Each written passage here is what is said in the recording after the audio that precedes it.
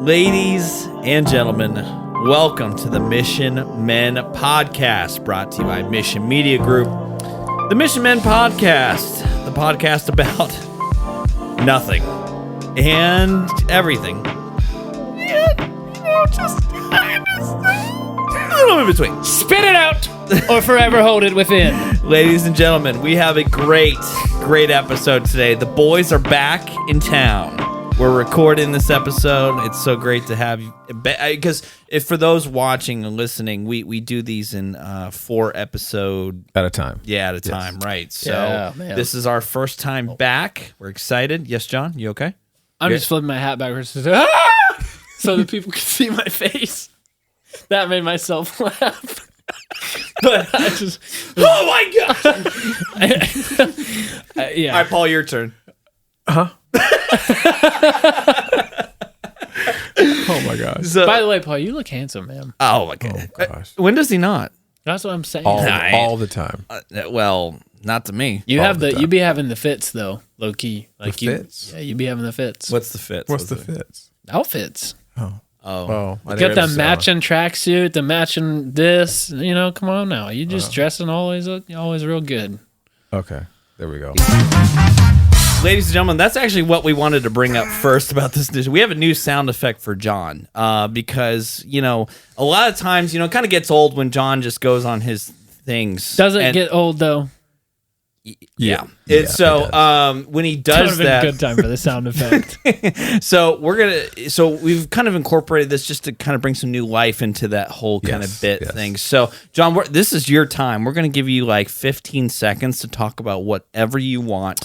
Just go. Random. Yeah, go right now. I was walking through a pumpkin patch one day, and all of a sudden I saw this kid run off the slide, and I said, "Why don't you build with, instead of cottage cheese, you need to go to the spinach route?" So I, at that moment, took the wood from Lowe's Depot, and I said, "That is where I draw the line, Mr. Crab, until you get off my front yard and we let you cook in the kitchen for a real sake." So anyways, guys, Welcome back to the show. Here we go. wait. What's Lowe's Depot? Love's Depot? Lowe's Depot. What's Lowe's Depot? Oh, Lowe's Depot, they sell bushes. Okay. Okay. Baked beans. So, guys, for we got a great show today. I'm so random. Sorry, that caught me funny. That was great. So, we're going to talk about a couple things today. First of all, I don't know if you guys have seen the episode where John talked about his flag football team, and We are doing great, by the way. Okay. Killing it. I'm like the MVP. Perfect, and we're going to get into that because we talked about that a little bit, where John was going to be the starting quarterback, where he threw 10 out of 11, it went touchdown. Everything was dimes. Everything was dimes. It was perfect. So we're gonna dive into that to kind of catch up and see how things are going in that regard. Yeah, let's catch up. And then we're gonna talk about dreams a little bit because we actually had a cool conversation. We did. I don't know if I want to talk about all the dreams I have. I definitely don't want to talk. No, definitely don't want to talk about your dreams. Okay, because your alive thoughts are really scary. Just imagine when you're sleeping. We don't want to. Yeah. I don't want to be in that demented world at all. It's like a live Tim Burton movie, but so we're gonna talk about how Tim Burton. Exactly. So we're gonna talk about how we got in. Paul and I got into our music world, and then we're gonna talk to John and see kind of how he got his love for filmmaking, and then we're just gonna kind of see where we all came from because we actually had a really cool conversation. Thought it'd be fun to do that on the pod. Yeah. So, all right, John. So last time that we talked about your flag football team, again, just give us a quick recap, just kind of what you were saying in that episode, how that practice went, just real quick, just for anybody that didn't get a chance to watch that episode, just real fast. I mean, I don't like to compare myself, but I'm a Hall of Famer. And that practice, I showed out, I put up, and I did great. I had like 10. Are you guys on your phones? I'm getting the videos ready, so go ahead. Just want to make sure you guys were listening. We're listening. We're listening. Wait a minute. You want to make sure that we're listening? Yes. Okay. Yes, all right, we're listening. We're listening. Go for it. Anyway, so I did great. 10 out of 11 cat throws, and I did pretty good. Yeah, and you were telling us you're the for sure. Starting QB. Starting QB. Absolutely. I was very confident. Yeah. So here's the cool thing is that John was nice enough to invite me, Paul, to his game. Yeah. And Thank you for coming. Yeah, of course. It was hard to see you amongst all the fans that were also there for me. I was but I'm swarmed. glad I found you. Yeah, Thanks. absolutely. Wow. Everybody chanted your name. Yeah. It was almost like the Beatles. Yeah, I love that. Oh, yeah. Especially when they're all booing. Yeah, great. Yeah. So I got to the game, Paul, and I'm like, okay, great. I'm excited to see their team play. I know a bunch of the guys on the team, so I was really excited. I'm expecting John to just be ready. He's going to show out, rare form. Right. And I found something interesting. John didn't even start. Wait a minute. He was on the sidelines. So, and I have proof. So I have a video that I'm going to play. And we'll have this play on the video for you guys, and everybody. I'll play the audio as well, so that you can listen and hear. So let's do it right here, so you guys. So are we starting QB tonight? We're starting QB. You know, this guy behind me wants to play QB, but yeah, he's watching for now. I mean, he's a retired nurse, so we got to make sure that he stays. Yeah, we got to make sure he stays clean and healthy. Okay. Yeah. But yeah, a big day ahead of us, and I like to compare myself to Nick Bear and make sure I go hard every day. Yeah, I don't know who that is. You don't know who Nick Bear is? No, who's Nick Bear? I don't know. Okay. So are you starting QB? That's the question. That's what everybody Isaac, wants to know. am I starting QB? No. So unbelievable. So really. I'm doing an interview style with John, and then he quickly goes over to Isaac, who will be having an interview with here on an upcoming pod. Nice. And he quickly turned that down. So explain to me why he seemed like that was not going to happen. I just don't know. To tell you, I was distraught, speechless, heartbroken. You were heartbroken? I was heartbroken, Paul. Wow. It drove me to tears. Did you cry? No, of course not. Why would I do that? So stupid? Dry tears then. Yeah, it drove you to dry tears. Oh, dry, not wet in the slightest. Okay, and I was very on the bridge of crying. And but anyways, I carried on. On the bridge of crying? On the verge. Thank you. Sorry. I like the crying bridge. Go ahead. The crying bridge was so much better. Yes. Go ahead. Go for it. The song. Yes. Yeah. Whatever song that is. Dang it. There we go. Anyways. Yeah. But I was sad. I was like, well, you know what? It's time to carry on and be a leader. If I'm not going to be on the field, I'm going to be a leader off the field. Did you ever play QB on this game? I did. I have a video. Okay, we got some videos. So we got some more. So let's check out this. He plays QB. Okay. Yeah. Okay, so hold on a second, John. So That's just the real same quick, video. just quick interview here. So you just told please repeat. So you said as a starting quarterback, they're actually having you sit for a minute. What's the? Yeah, well, as a part of being a really good leader and an MVP, you have to take responsibilities in your hand, and part of that is letting other people go first. Yeah, that's right. So the first shall be last shall be first, right? Yeah, that's right. And there's a real biblical truth to that. And I'll be ready over here. Yeah, just when they need you. Yeah. Well, you know what? Maybe because you're too good. Maybe that's what it is. I mean, what? So you got the right attitude there. Yeah. Great attitude. Mm-hmm. You got to adapt, and football is a big sport of adapt. Yeah.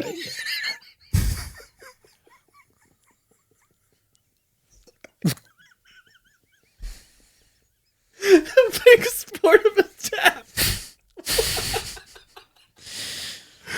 I'm sorry.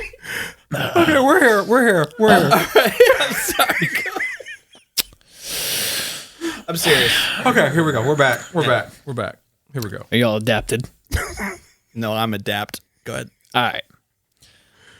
So, I just had to get back into it and kind of just let it, roll off me a little bit. And I chose to get in the right mindset. And once I got in the right mindset, well, golly, Bob Howdy, they call me right into the game, off the field. I'm done with the sidelines. And then this happens. Right. Okay. So we're So you're on the field. Let's do a play-by-play here. Yeah. So you're on the field. Yep. So here he is. Folks. And you're playing QB now, right? Yep. That is me with the white glove like Michael Jackson. Baby. All right. Give So me there the you go. magic. We got snap balls coming soon. There's Oh, ball to snap. snap. Oh, no. Brandon! I'm sorry. All right, here we go. Sorry. Okay, snap the ball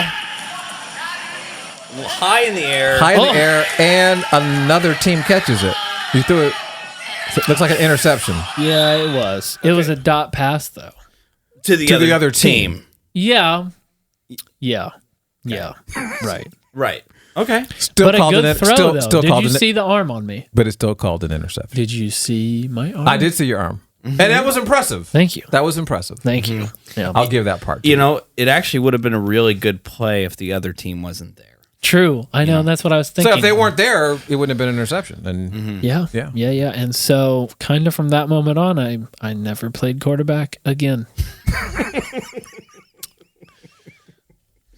All right, so for real though, so how's the team been doing since that? So that was the first game. Okay, so you guys, Yeah. what's your record right now? I wish we were undefeated, But you're not. We are 2-3. You won 2. So, but here's the thing. So we are. Here's the deal. Thank you. We are 2-3. We have won 2 games. We have lost 3 games. That's what 2 and 3 means. Yeah. Cool. I didn't know that. Just want to make sure we're on the same page. Yeah. Right. So, But didn't I hear something about the 2 and 3, like the 2 wins? I heard somebody said you did win 2 games, but you weren't at the 2 games. Yes. I have, in fact, not been there for a game that we've won yet, but there is still hope. And now some might speculate there's a common denominator. There is. So you when you Others might won when you weren't there, and Yeah. you lose when you. Yeah. Yeah, you got that right, Paul. All right. You got that All right. right. Well, So why do you think that is? Man, it's got to be Isaac. He sucks. so was Isaac? I'm just kidding. Okay, He's was Isaac probably at the one of- games you won? Yeah.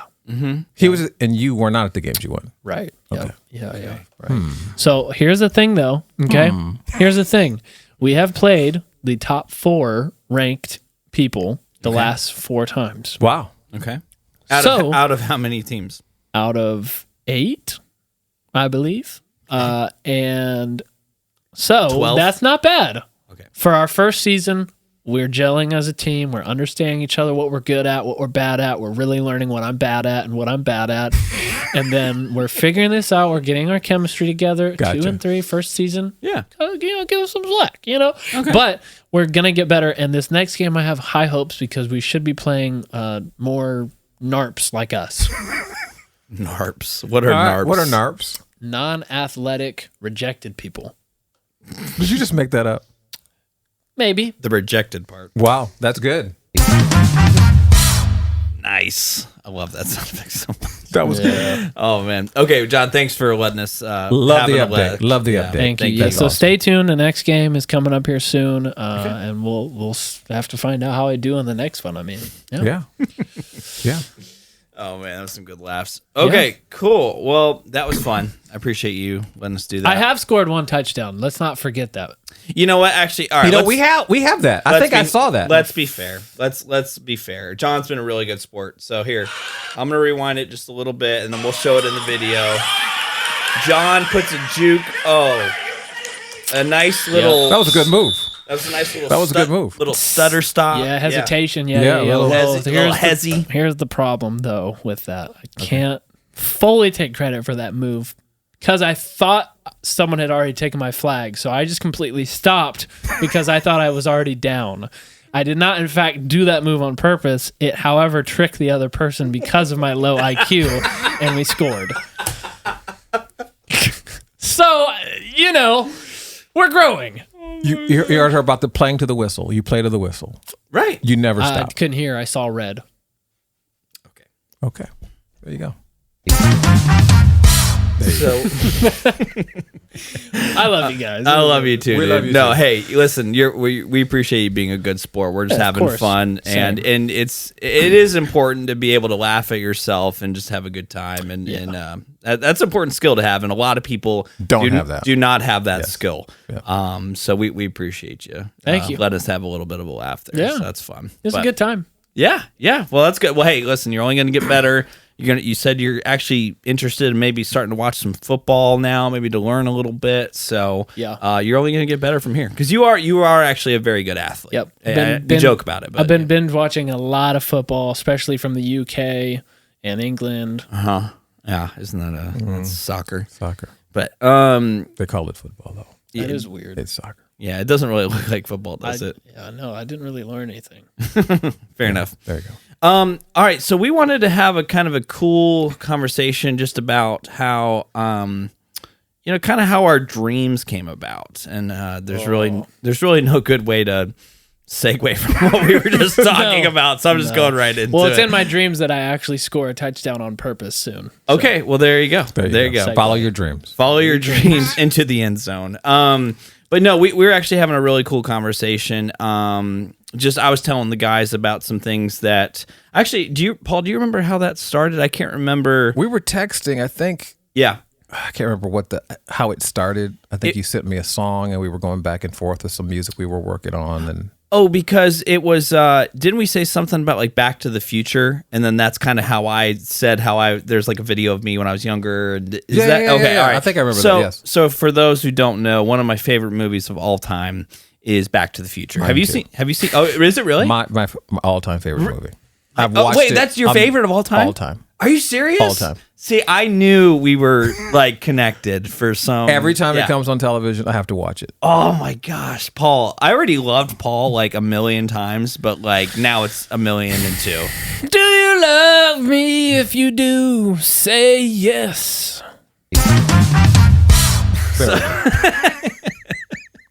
But so I just love that movie growing up. Yeah. So have you seen that, John? Have you seen Back to the Future? 1,000,000 times. No, you haven't. How many have you seen it? Maybe.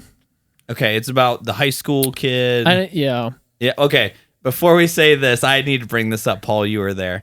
I supposedly, well, I did. I butchered how I described Full House in the Full House episode. Yes. So I want to apologize for the person who brought that up, and they know who they are. Huh?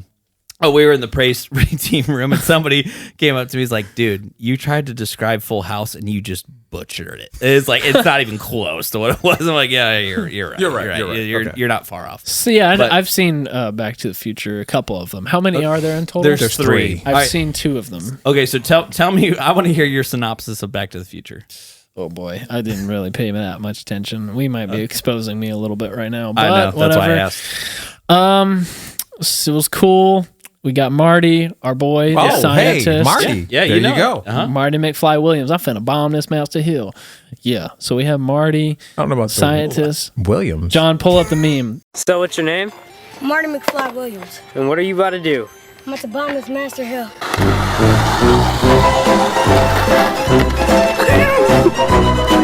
I'll teach these guys through Marty the video McFly. once I see There you go. Marty McFly Williams. Wait, why is it Williams? What's the Williams? It's not Williams. It's just Marty McFly. It stops. Oh, you guys know Marty McFly? Yes. Yes. Never mind. I'll put that in post. It's a video of a kid skateboarding down a hill and he falls at the end, and it's an old meme. Okay. All right. So separate of Back to the Future. Back to the Future. Gotcha.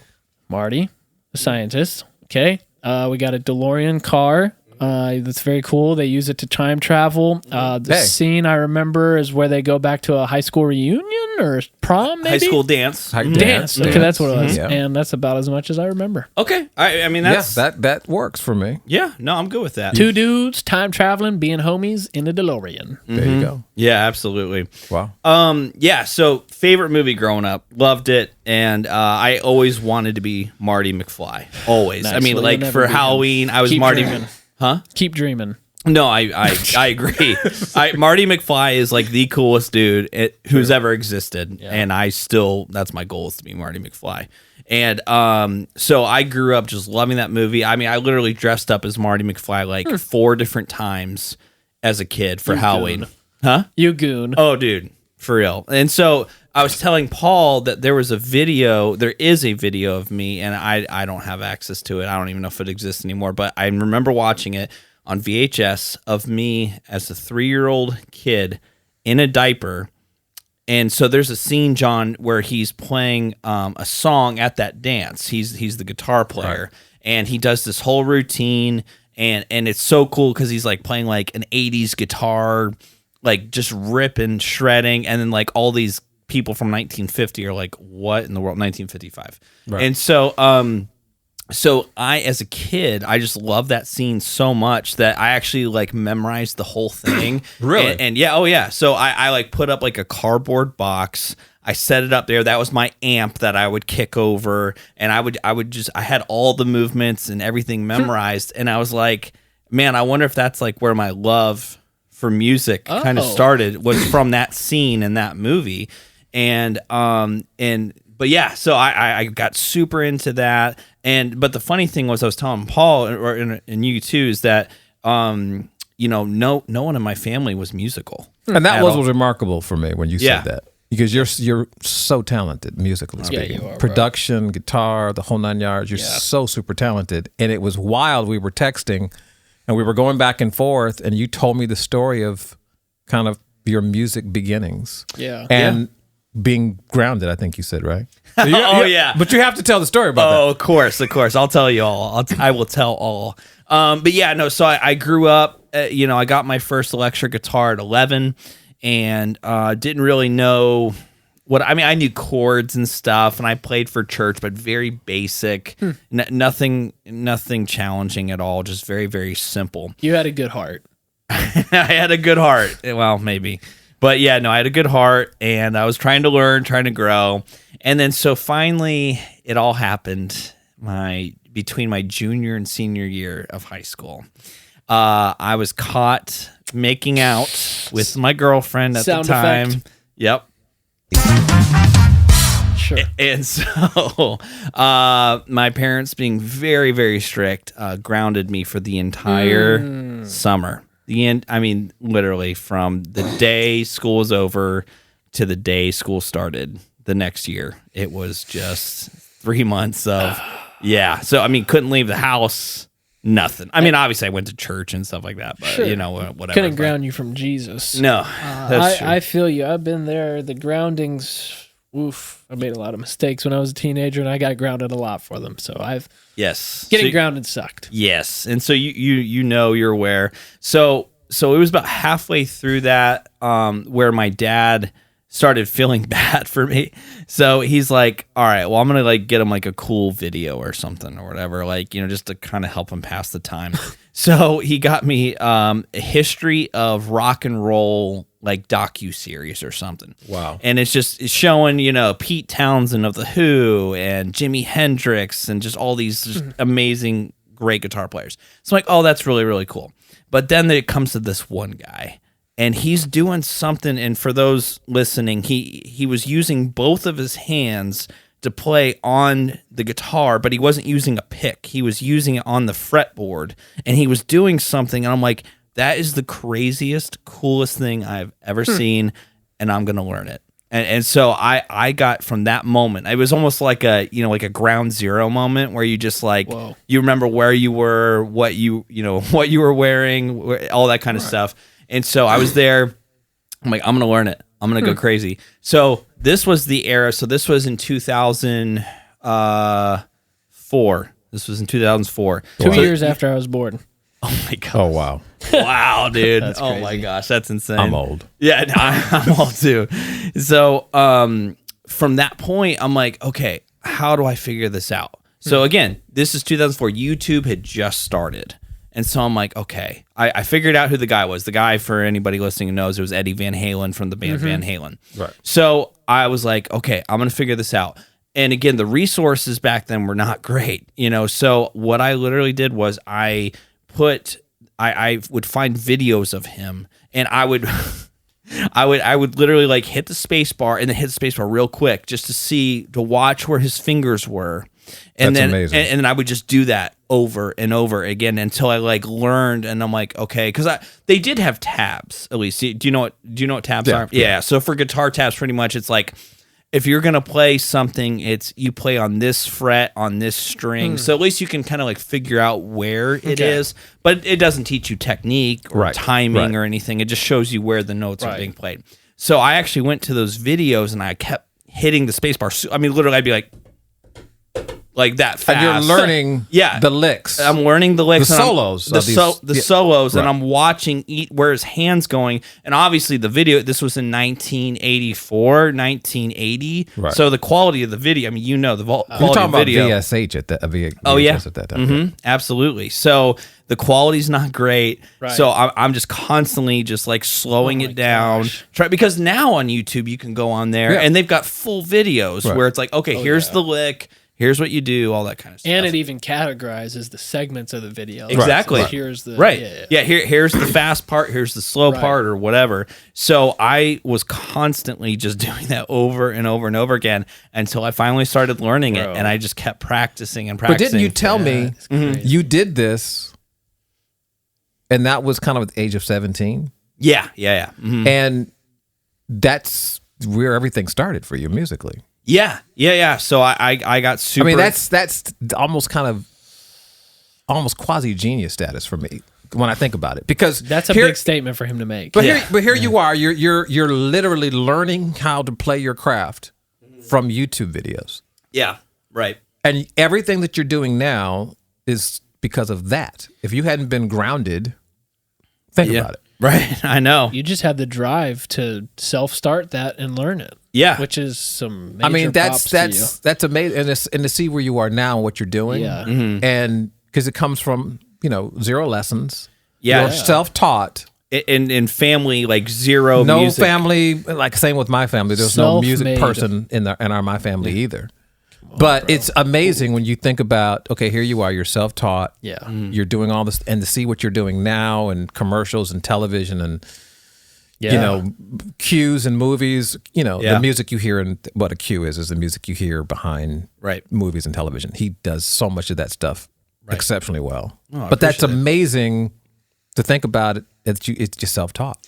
Yeah, I mean, like, I was telling Paul, I did do like a little bit. I mean, like when I first got the guitar, I got like lessons for like 6 months, and I just kind of like I fizzled out. Well, I stopped playing. I was like, okay, I don't really care for this. I'm not really learning as much as I'd like. Because I mean, when you start an instrument, I think you can attest to, it's like, you want it to go fast. You just want to start learning. You want to get right to the good stuff, and you can't. You just can't do that. So, but yeah, no, that's how I started learning like music theory and stuff. And because a lot of people, when they learn instruments, especially now, it's so easy just to learn to play licks or chords, but to not understand like why you're playing those chords. So I started asking those questions, like, okay, why is he playing this at this point? So then in college, I actually got really into the Beatles, like big time. So what I started doing was I would take a song per day. And what I would do is I'd write down the lyrics, and then over the lyrics, I'd write down the chords that they were playing. And then I would write down the individual melodies of what they're actually singing over those words. And I did that every day. I did it for the first like 5 or 6 albums of the Beatles. Bro. And so I'm like, all right, because the reason why I chose the Beatles is because obviously they've left they've left a legacy that is timeless, right? So I'm like, okay, those guys did something right, so I'm gonna study them like crazy. So yeah, that's what I did. I started writing down, and I'm like, and I started seeing patterns, and I'm like, oh, that's okay. nuts. I mean, no, when I tell you how crazy that is really crazy. I mean, your journey is super crazy, because I think, and we were texting about this when we were going, I was like, my journey was completely different, because lessons, since 5 years old. Taking lessons after lessons, going to high school, playing in every band. Going to college for music, lessons. I think we kind of ended up in the similar places. Yeah. But it's just amazing. The two different journeys. Yeah. You can come from the whole school side of things, and that's cool. I mean, and you cannot have this. You can reach the same dream, though. Right. And that's what we were talking about. Was like, you can reach the same dream, but do it completely different. Yeah, and I think that's what's so cool, because we were comparing back and forth. It's like, it's so cool to see how God brought you along on your journey, and then how I started my journey too. And I mean, here's the whole point of this thing: is you get out of what you put into something, right? Right. Yeah. And so I think that's what Paul learned as a kid. That's what I learned as a kid. It's like, how bad do you want it? Right. When it comes to your dream and what you want to do. So and obviously God puts that in our hearts, right? And the great thing is, the really great thing is that because of Mission Media Group, because of our church and what we're involved in, what we're doing, we're able to give those gifts back to the Lord. Absolutely. And serve him and help other people come to know him through our gifts that he's given us.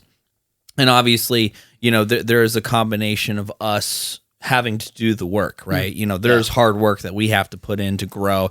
And just so John, I'd love to hear like your story too, of kind of how you really got the love of video. And because obviously, Paul and I, similar. It is. Yeah. You're at the beginning stages of your dream, of what you're doing, but you're realizing your dream. Mm-hmm. Right. And so I'd love to hear how you got interested in it. And then how did you start? Because obviously Paul and I think just insanely high of your work and your quality. I mean, you're right there, man. It's incredible work, and we're blessed to work with you. But yeah, no, please, I'd love to hear your journey and your story when it comes to that. Well, the journey is still unfolding.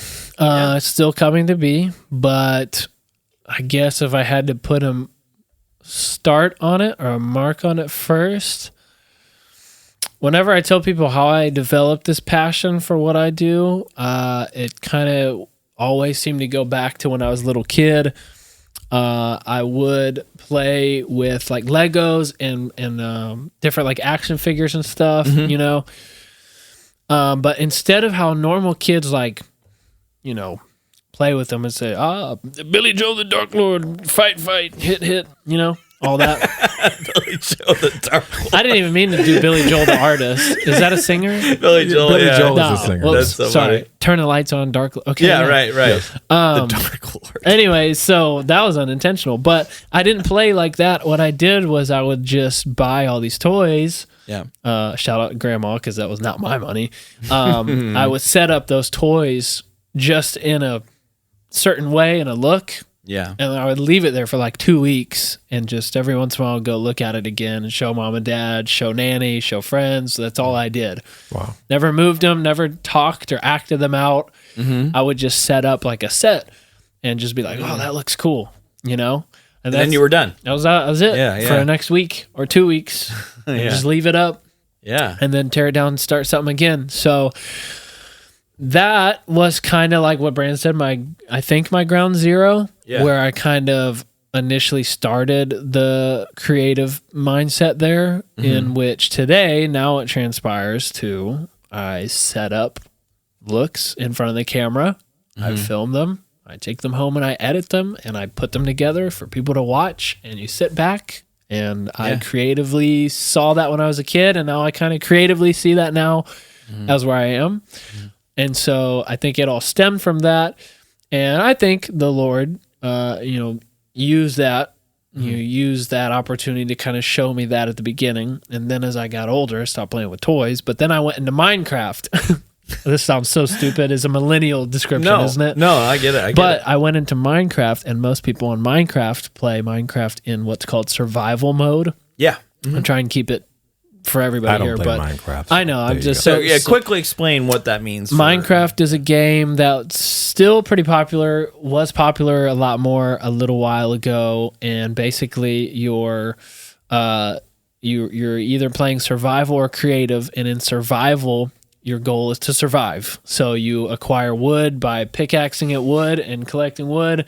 Then you make a fireplace, and you make food for your shelter. You make shelter. Yeah. You have a certain lifespan. You have to make food. You survive. Yeah. Right. Then creative is you do whatever you want. You have no limitations of having to survive. And you can like build your own world. You can build your own world. Yeah, right, you can create things.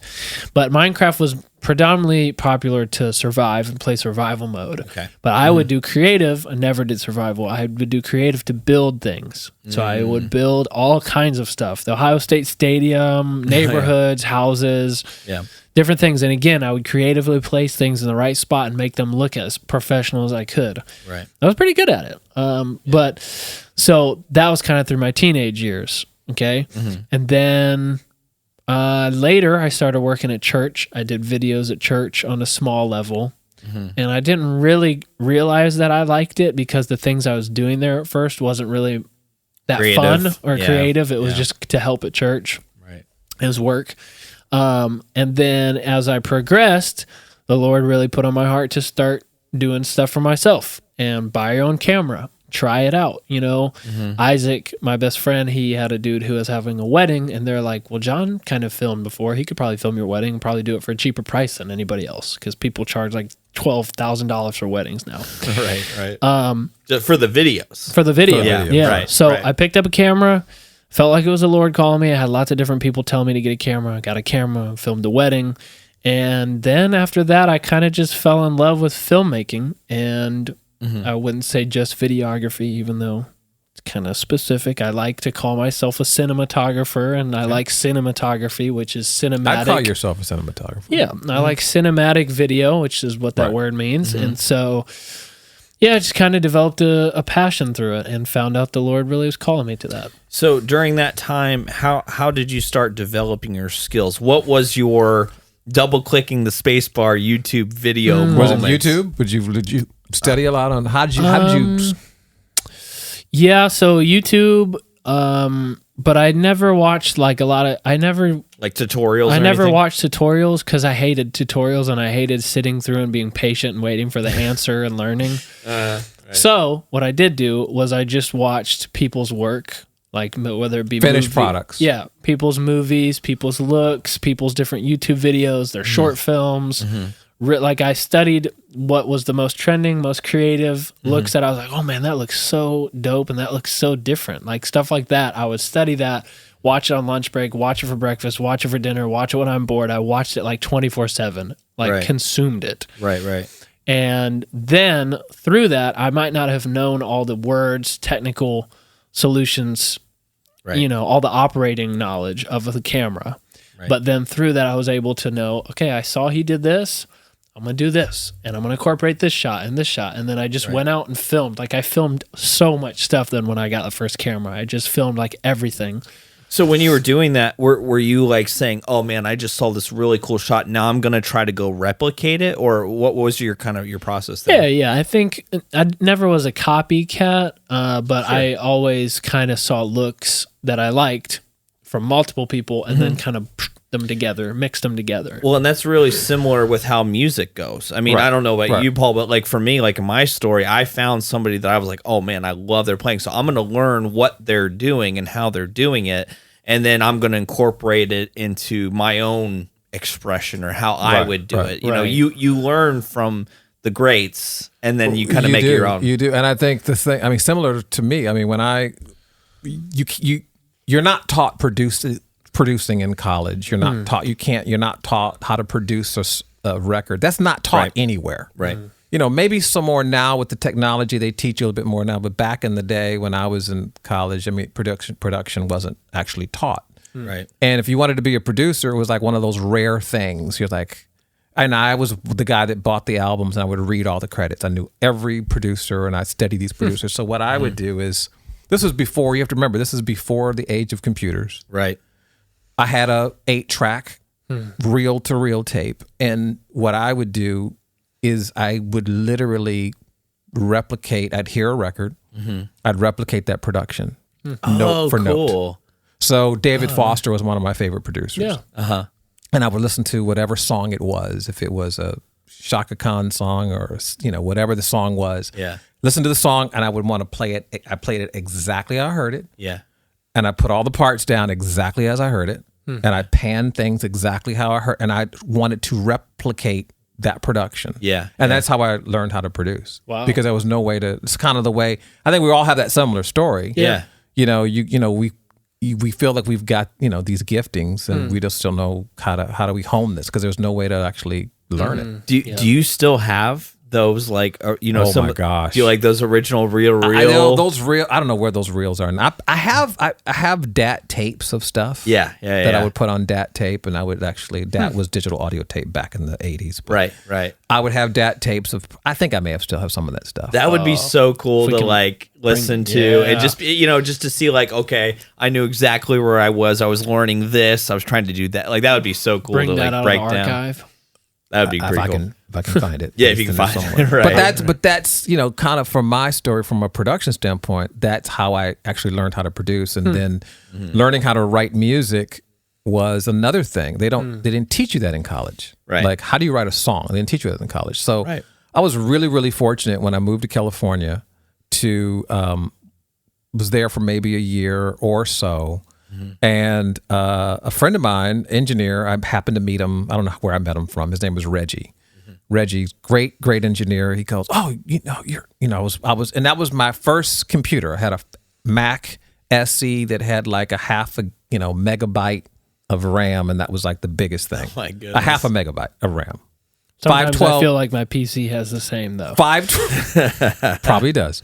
512K was about all I had in that thing, and that was the fastest computer at the time. And I would start, and I started cutting my chops on, sequencing and stuff. And he said, "Oh, you need to meet my brother," and you need to meet my brother. I'm like, I don't know who your brother is.